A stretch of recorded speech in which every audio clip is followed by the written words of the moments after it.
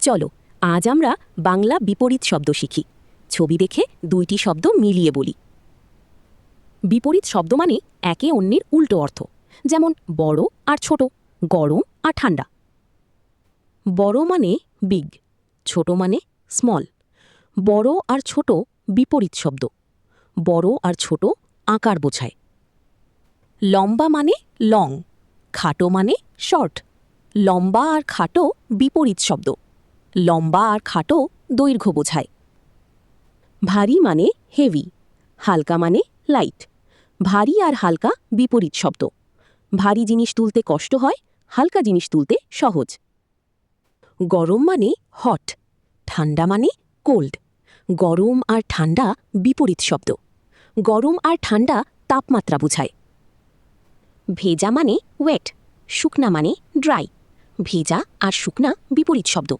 ভেজা তোয়ালে পানি লাগে, শুকনা তোয়ালে শুকনো থাকে। খোলা মানে ওপেন, বন্ধ মানে ক্লোজড। খোলা আর বন্ধ বিপরীত শব্দ। খোলা বাক্স দেখা যায়, বন্ধ বাক্স ঢেকে থাকে। পূর্ণ মানে ফুল বা ভরা, খালি মানে এমটি। পূর্ণ আর খালি বিপরীত শব্দ। পূর্ণ গ্লাসে পানি আছে, খালি গ্লাসে পানি নেই। উপরে মানে অ্যাবাব, নিচে মানে বিলো। উপরে আর নিচে বিপরীত শব্দ। তাকের উপরে বস্তু থাকে, আবার নিচেও বস্তু থাকে। এবার ছোট্ট খেলা। আমি প্রশ্ন করব, তুমি একটু ভেবে উত্তর বলবে। এই বাক্সটি বড়, বড় এর বিপরীত শব্দ কোনটি একটু ভাবো। উত্তর হলো ছোট। বড় আর ছোট বিপরীত শব্দ। এই বাক্সটি খোলা, খোলা এর বিপরীত শব্দ কোনটি একটু ভাবো। উত্তর হলো বন্ধ। খোলা আর বন্ধ বিপরীত শব্দ। আবার বলি, বড়, ছোট। লম্বা, খাটো। ভারী, হালকা।